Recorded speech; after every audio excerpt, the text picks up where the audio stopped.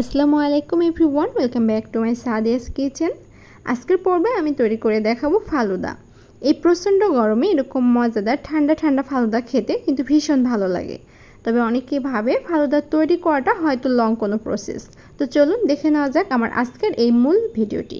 তো প্রথমে একটা প্যানে আমি এখানে নিয়েছি 2 কাপ লিকুইড দুধ।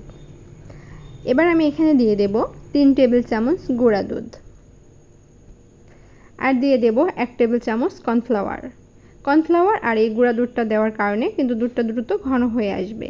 এখানে আমি 1/3 কাপ চিনি দিয়েছি, তবে মিষ্টির পরিমাণটা আপনাদের পছন্দ অনুযায়ী বাড়িয়ে অথবা কমিয়ে ব্যবহার করতে পারেন। এবার এই সমস্ত উপকরণগুলোকে আমি একটা হ্যান্ড উইস্কের মাধ্যমে খুব ভালো মতো মিক্স করে নিব। আর এই পর্যায়ে চুলার জালটা অফ করা আছে। সম্পূর্ণ মিক্স করা হয়ে গেলে এবার আমি চুলাটাকে অন করে দিই। এই পর্যায়ে আমি চুলাটাকে অন করে দিয়ে দুধের এই মিশ্রণটাকে কিছুটা সময় নিয়ে জাল করে নেব। যেহেতু এখানে কর্নফ্লাওয়ার দেওয়া আছে, খুব একটা বেশি সময় নেবে না এটা ঘন হয়ে আসতে। এই তো দেখতেই পাচ্ছেন দুধের মিশ্রণটা কিন্তু বেশ কিছুটা ঘন হয়ে এসেছে। এ পর্যায়ে এটাকে আমি নামিয়ে রাখবো, আর এটা ঠান্ডা হয়ে যাওয়ার পরে আরও কিছুটা ঘন হয়ে আসবে। এবার অন্য একটা পাত্রে আমি এখানে দিয়ে দিচ্ছি পর্যাপ্ত পরিমাণে পানিটা কিছুটা গরম হয়ে আসলে আমি এখানে দিয়ে দিচ্ছি মেজারমেন্ট কাপের 1 কাপ। এখানে আছে সাবুদানা এবং স্টিক নুডলস, টোটাল মিলে আমি এখানে 1 কাপের মতো ব্যবহার করেছি। এবার এই সাবুদানা স্টিক নুডলসগুলোকে একত্রে খুব ভালো মতো সিদ্ধ করে নিতে হবে। এখানে আমি বেশ কিছুটা সময় নিয়ে সাবুদানা এবং নুডলসগুলোকে সিদ্ধ করে নিয়েছি। এ পর্যায়ে এটা খুব ভালো মতো সিদ্ধ হয়ে এসেছে। এবার আমি এর পানিটাকে ঝরিয়ে নিব। এই তো এবার শুধু মিক্স করে নেওয়ার পালা। মিক্স করে নিলে হয়ে যাবে মজাদার ফালুদা মিক্স। আমি আগে থেকে যে সাবুদানা এবং নুডলসের মিশ্রণটাকে সিদ্ধ করে রেখেছিলাম সেটাকে একটা বলে নিয়ে নিয়েছি। এবার আমি এখানে দিয়ে দেব কিছু ফ্রুটস। আমি এখানে নিয়েছি কলা এবং নিয়েছি কিছুটা আঙুর, তবে এই পর্যায়ে আপনাদের পছন্দ অনুযায়ী যে কোনো ফ্রুটসই ব্যবহার করতে পারেন।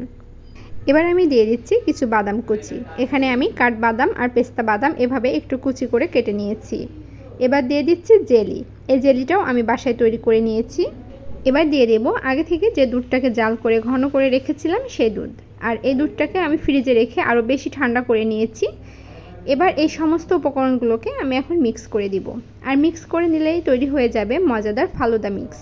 তবে আজকের ভিডিওটা আমি খুবই সহজভাবে দেখানোর চেষ্টা করেছি, যেন আপনারা বাসায় থাকা উপকরণ দিয়ে সহজে এরকম মজাদার ফালুদা তৈরি করে নিতে পারেন।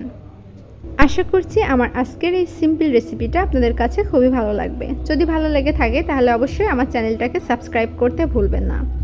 এবার আমি উপর দিয়ে দিচ্ছি কিছুটা আইসক্রিম, আর এই আইসক্রিমটা দেওয়ার কারণে এই ফালুদার টেস্টটা কিন্তু দ্বিগুণ হয়ে যায়। আর এই তো পরিবেশনের জন্য আমি উপর দিয়ে দিচ্ছি কিছুটা রুয়াবজা। এই ফালুদাটা খেতে কিন্তু খুবই মজা হয়েছিল। আশা করছি আপনাদের কাছে আমার আজকের এই ভিডিওটা ভালো লাগবে। যদি ভালো লেগে থাকে তাহলে অবশ্যই চ্যানেল সাবস্ক্রাইব করতে ভুলবেন না। পাশে থাকা বেল আইকনটা প্রেস করে দিবেন পরবর্তী ভিডিও নোটিফিকেশন পাওয়ার জন্য।